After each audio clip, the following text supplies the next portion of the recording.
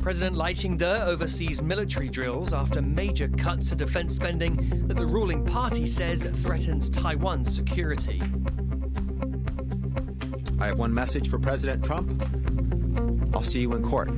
Legal challenges begin against executive orders issued by U.S. President Donald Trump as he makes sweeping changes to immigration and climate policies.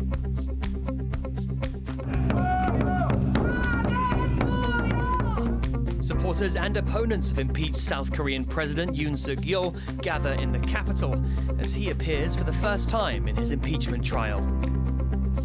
Plus, more than a dozen historic structures in Taiwan's oldest city need repairs after a magnitude 6.4 earthquake struck the area.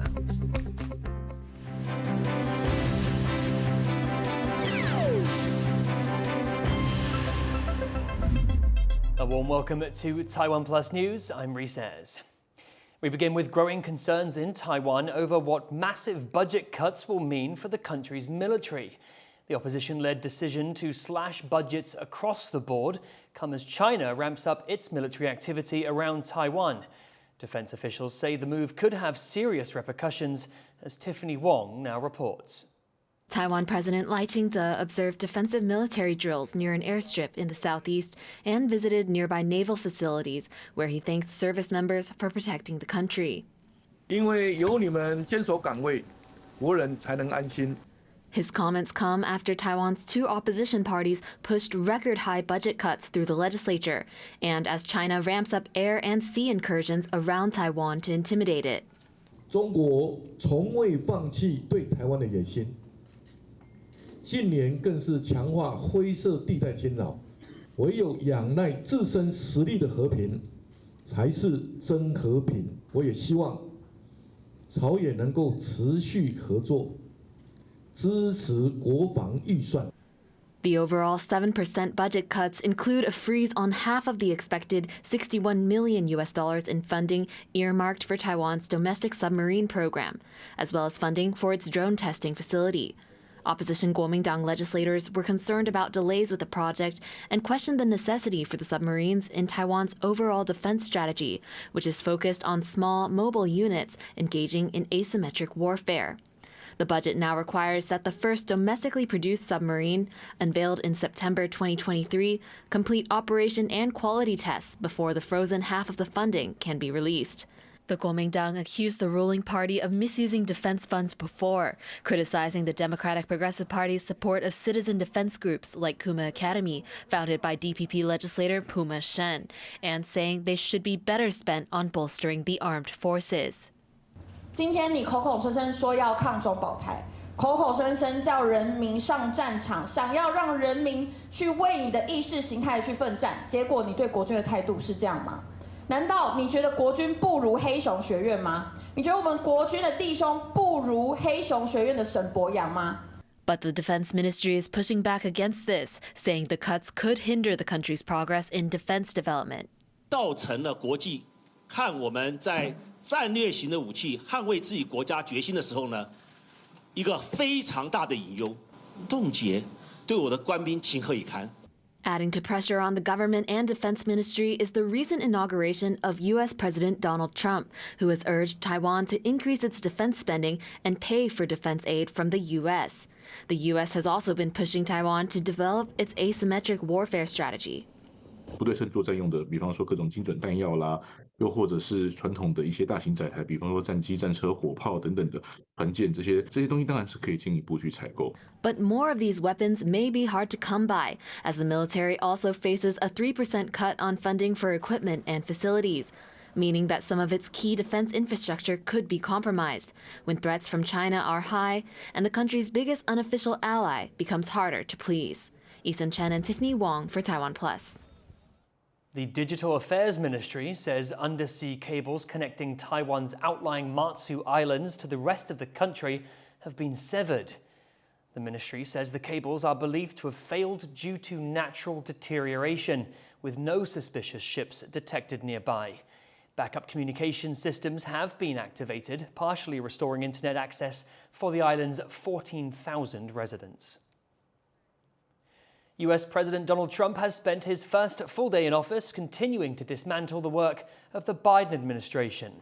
He's been targeting diversity initiatives, implementing tough new immigration rules, and says a 10% tariff on Chinese import could be in place in a matter of weeks. Rosie Greninger reports. Dismay and despair in Tijuana, along Mexico's border with California, as people's hopes of entering the US are dashed by its newly installed president, Donald Trump, who just unveiled a raft of executive orders aimed at cracking down on immigration. On his first day in office, Trump declared a national emergency at his country's border with Mexico, claiming America's sovereignty is under attack. Illegal migrants will now be deported instead of being released in the US while they await immigration court hearings. He also ordered the shutdown of the CPB One app, which allowed migrants seeking asylum in the US to schedule appointments for processing. Una de las tristezas más grandes de que ha tenido mi vida primero porque he sufrido mucho para estar aquí donde estoy, este suelo que estoy pisando. Following through on another campaign promise, the US president signed an executive order seeking to revoke birthright citizenship, which provided automatic citizenship for people born in the US, including undocumented migrants. It's expected these border policies could result in mass deportations. But with birthright citizenship protected by the 14th Amendment, at least 22 states have already moved to challenge the order. Today, I'm also following through on a promise to take action if Trump violates the law and infringes on our rights, on your rights. As he did today with what is, frankly, an un-American executive order. I have one message for President Trump. I'll see you in court. It's not the only executive order facing legal action. An American civil rights organization focused on LGBTQI+ rights is looking to sue over Trump's declaration the federal government would only recognize 2 genders. Also among his first executive orders was the reversal of climate policy, including the withdrawal from the Paris Agreement, declaring the US would drill, baby drill. He also exited the World Health Organization. And closer to home, Trump pardoned or granted clemency to around 1,500 January 6 rioters who stormed the Capitol with his encouragement in 2021.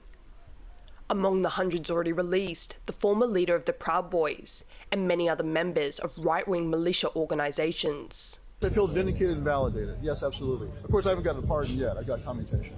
But I'm applying for one. I'm pretty positive I'll get one. As Trump's executive orders are set in motion, he's touting many other changes, threatening to further sanction Russia if President Putin refuses to negotiate about ending the war in Ukraine, and signalling plans to impose a 25% tariff on Mexico and Canada and fresh tariffs for Beijing. We're talking about a tariff of 10% on China based on the fact that they're sending fentanyl to Mexico and Canada. Amid the extensive changes to the US policy agenda, the bishop at an interfaith service of prayer in Washington made a plea for compassion directly to Trump, who was sitting in the congregation. Let me make one final plea, Mr. President. Millions have put their trust in you. And as you told the nation yesterday, you have felt the providential hand of a loving God. In the name of our God, I ask you to have mercy upon the people in our country who are scared now. But there are limitations to Trump's executive orders. They can still be blocked by both Congress and the courts. For now, Trump is showing no sign of slowing down, leaving many feeling uncertain across America and the globe. Ryan Wu and Rosie Greninger for TaiwanPlus. A delegation from Taiwan that's in the US for Trump's inauguration has been meeting with members of Congress. Leslie Liao is following their progress in Washington. On his third day in Washington, D.C., Legislative Speaker Han Kuo-yu met with 18 members of U.S. Congress. Han said that he spoke to the lawmakers about a double taxation bill that would grant tax relief to Taiwanese people living in the U.S. That bill is still being held up in the Senate. 我们因为美国众议院已经通过了，现在就要看美国参议院。如果这个参议院也通过的话，对台美之间，尤其是互相有联系的投资企业界来说，是一个利多非常，而且台湾的企业界特别需要这个避免双重课税。 At a time when Taiwan's legislature is cutting the national budget, U.S. policymakers are calling for Taiwan to increase its defense spending. Democratic Progressive Party lawmaker Wang Dingyu, who sits on Taiwan's Legislative Foreign Affairs and Defense Committee, said that there was a healthy exchange of ideas in that realm. 军事的部分，当然有好几位众议员、参议员也关心到台湾对自我防卫的投资，还有我们国防预算相关的问题。那我想彼此交流充分的意见。那我跟柯志恩委员，我们虽然我们两个不同的党，我们对他们展现是一致的态度。 On Tuesday evening, Han sat down to a banquet at Taiwan's reception estate in Washington, D.C., Twin Oaks. He'll meet with a few think tanks on Wednesday before heading back to Taiwan. Leon Lien, Laurel Stewart, and Leslie Liao in Washington, D.C. for TaiwanPlus. During his campaign, U.S. President Donald Trump signaled he would start a trade war with China by slapping tariffs on Chinese imports. There are also questions about how he would approach the issue of Taiwan. For more on how Trump may handle U.S. China-Taiwan relations, Leslie Liao spoke to Steve Yates, Senior Research Fellow at the Heritage Foundation. What does it mean for the U.S. to balance this unofficial relationship with Taiwan and also confront this threat from China without this escalation in the Indo-Pacific region? Yeah. Well, first I would say Secretary Rubio knows these issues exceedingly well. He might be the best prepared Secretary of State we've ever had in this policy area. Has very clear views that are in alignment with the president's, but also knows leaders in broader Asia and other key regions very, very well.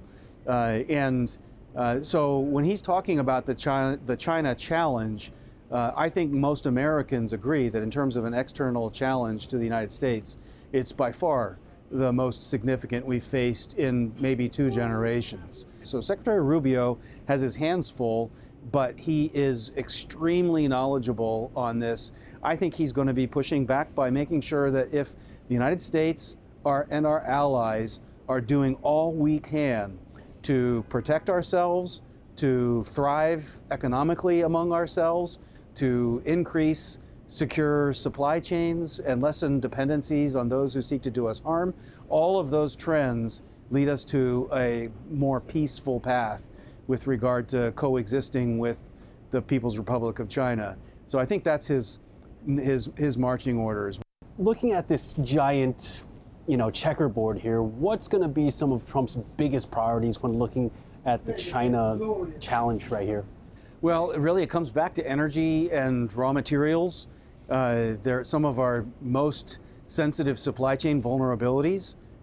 If you're going to be a high-tech manufacturing export economy, you have to have access to rare earth materials. You have to have access to a lot of different minerals and raw materials. In recent decade or so, People's Republic of China has monopolized supply chains in some of these areas. All of the refining of these materials, whether it's petroleum products or just rare earths or other minerals, that even if we extracted them in the United States, the processing of them in many cases is in China. And so we have to do some things together with our allies to reprocess, store, and mine for these things to lessen that dependency. If we don't do that, then there's leverage that I think is insurmountable, where China feels like they have ways that can cripple us in a time of crisis, and they themselves have insulated themselves against sanctions. And has there been a shift in President Trump's China policy, whether he's being more lenient or being more tough on him? Is there any shift because there was this kind of period in between where he wasn't in power? Well, I've lived in the sort of U.S. China-Taiwan Asia policy space for 35 years. And there hasn't been a day when the words of a president haven't been microanalyzed to death. But living every day on the edge of a potential Taiwan crisis, South Sea crisis, Senkaku Islands crisis, that's not where President Trump wants to be. And so we'll see whether he's able to reset that sort of chessboard. But those things are going to be going on. The first 2 days, the first 100 days are not going to be sufficient to draw conclusions. I would just end with Secretary Rubio is, I think, probably the single most reassuring signal anyone could ask for in terms of where the president's priorities are going to go. And we look to him to be a clear articulator of what matters in this U.S.-Asia relationship going forward. That was Steve Yates, Senior Research Fellow at the Heritage Foundation. For the full-length interview on Zoom In, Zoom Out, you can visit TaiwanPlus.com. U.S. Secretary of State Marco Rubio has spent his first day on the job meeting with ministers from the Quad group of countries. Made up of the US, Japan, India and Australia, the Quad is viewed by many as an initiative to counter China in the Indo-Pacific. And the meeting is being seen as a signal that Beijing's rising presence in the region will be a top priority for newly inaugurated Donald Trump. In a joint statement, the foreign ministers emphasized their commitment to strengthening regional, maritime, economic and technology security in the face of increasing threats. South Korea's impeached and detained President Yoon was briefly moved to a military hospital after making his first appearance in court related to his impeachment. Yoon, a former prosecutor himself, still defends his declaration of martial law that triggered an ongoing political crisis. Louise Watt reports. Appearing for the first time in front of the court that will decide his fate. South Korea's impeached President Yoon Suk-yeol. His presidential powers suspended because of his short-lived declaration of martial law. Here at the Constitutional Court, he denied ordering the military to drag lawmakers out of the National Assembly to stop them overturning his bid for martial law. That, he said, would have been indefensible. 대한민국에서 국회와 언론은 대통령보다 훨씬 강한 초갑입니다. 만약에 제가 무리를 해서 계엄 해제 요구 의결을 못하게 한다 해서 국회가 아니라 다른 장소에서도 할 수 있고 그 이후에 얼마든지 계엄 해제 요구를 할 수가 있습니다. Yoon says his martial law decree on December the 3rd was meant as a warning to the opposition, who dominate the National Assembly and have obstructed his agenda. His action appalled many in South Korea and plunged the country into political turmoil. But outside the court, thousands of Yoon's supporters.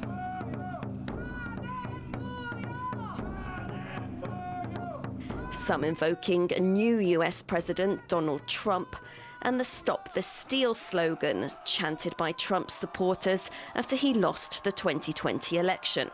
최우선 우방 국가가 미국인데 이렇게 어려울 때 트럼프 대통령이 분명히 우리한테 힘을 실어주시다 생각합니다. 그래서 우리 윤 대통령님 계속 이게 정권이 유지돼야 된다고 생각합니다. 트럼프 대통령하고 윤석열 대통령하고 같은 목적을 가지고 부정선거를 세계 망방곡곡에 펼쳐 있는 부정선거를 타파하려고 척결하려고 아마 애를 쓰실 걸로 기대를 하고 있습니다.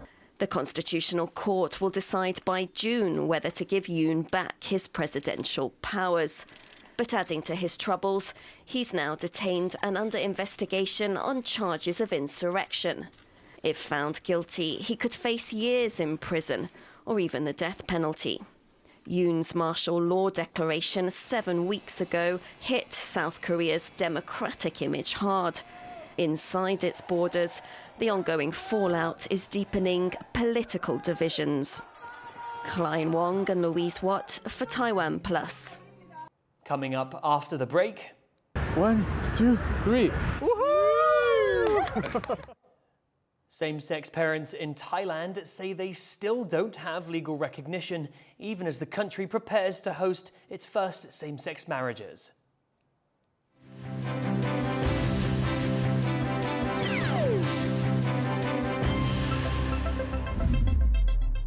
2025 is calling.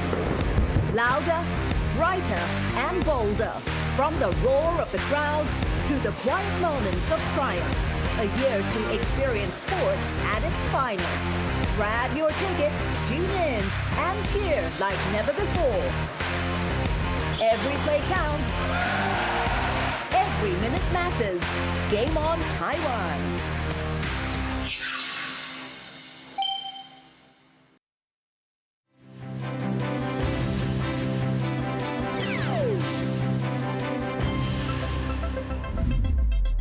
Welcome back. You're watching TaiwanPlus News. Over a dozen historic sites in southern Taiwan need repairs after Tuesday night's powerful earthquake, and the Culture Ministry is vowing to help. But some of the damage is extensive and aftershocks continue to hit the area. John Van Trieste reports. Shattered plaster and piles of splintered tiles littered the ground after a magnitude 6.4 earthquake hit the historic city of Tainan. This collection of around 20 buildings on the city's edge, known as the Old Jiang family residence, is a farming village, with some sections dating back 200 years. But the main quake and the punishing aftershocks that followed threatened to make this historic complex uninhabitable. The assessment of the damage, from cracked roofs to crumbling columns, is grim. 有的是整个屋顶塌掉，有的是裂开。如果这个未来不做修缮的话，这个房子是没办法再住人。那因为目前这个房子毁损的程度很严重，我们希望看看是不是政府单位能够尽速来协助帮忙。This is just one of 13 historic sites in the oldest city in Taiwan that needs urgent repairs after the earthquake. At this site, commemorating one of the bloodiest uprisings against Japanese colonial rule, the walls are warped and split with cracks, while glass windows have disintegrated. And while damage is lighter at Hobi train station, built in 1902, a professional assessment is still needed to make sure the structure is okay. 那目前外观看起来还阁无介明显啦吼，所以讲即马台铁这边的部分吼，因阁会请较专业的人来看。The Culture Ministry is already drawing up plans for repairs and promising it will fight to get the funding needed. But aftershocks, the strongest above magnitude 5.0, continue to rattle this historic corner of Taiwan. So the damage may not be over. Hank Xu and John Van Trieste for TaiwanPlus. At least 76 people were killed and dozens injured in a fire at a ski resort in Turkey's Bolu Mountains. The blaze broke out during school holidays, with panicked guests jumping from windows. DNA tests are being used to identify victims. 9 people have been arrested as authorities investigate the cause of the fire. China has launched the first in a new line of stealth warships. The 5,000-ton frigate was launched during a ceremony in Qingdao City and features advanced stealth technology. Chinese state media reports that the vessel can carry large combat helicopters. The ship adds to China's already expansive navy, which is now the largest in the world by number of ships. Defense experts say China's growing naval capabilities are designed to project power across the Pacific and around Taiwan. Thailand is about to hold its first same-sex weddings after it legalized marriage equality last year. And while many are celebrating this milestone, the fight for full equality for LGBTQ+ families in Thailand continues. Enjoying a peaceful afternoon in Bangkok, spouses Jacob and Gung and their son Elijah. A multinational modern family living in one of Asia's most socially progressive countries. But even here in Thailand, now the third country in the region to legalize same-sex marriage, LGBTQ+ people looking to start families still face hurdles that heterosexual couples do not. Jacob, originally from the States, married Gung in 2023. Their son was born soon after through a surrogate from Colombia. But despite both fathers' names appearing on Elijah's U.S. birth certificate, back in Thailand, it's a different story. Within the first 30 minutes after he was born, he was there holding him. And so he's his parent through and through just as much as I am. But when we arrived to Thailand, legally they are strangers. legally they have no connection. And Gung's lack of a legal connection to his son comes with real-life consequences. If tomorrow, God forbid, something did happen to me, we have real concerns what then happens between Gang and our son under the eyes of the Thai law. And without Gung recognized as his legal parent, little Elijah must reside in his father's home country on a tourist visa. It's an inequality the couple hopes lawmakers can fix soon. We want these people to see that we can have a normal functioning family just like everybody else. Though Thailand has legalized same-sex marriage, the legislation stops short of granting LGBTQ+ couples full parental rights, because according to the law, parenthood is still defined as being between a female mother and a male father. The concept of the family itself is established on the idea of a man and a woman getting married, and then through the reproductive health, carry out a child, bear a child. That's why we need to continue campaigning for what it means to open up fully for LGBTQI couples when it comes to their rights to found a family. So as thousands of same-sex couples in Thailand begin tying the knot, rights groups will be celebrating too, but also urging people to remember that for couples like Jacob and Gung, the fight for full equality is far from over. Howard Jung and Rees for TaiwanPlus. Thank you for watching TaiwanPlus News. Finally, we take you to London for the annual Winter Lights Festival. I'm Rees. Take care and see you next time.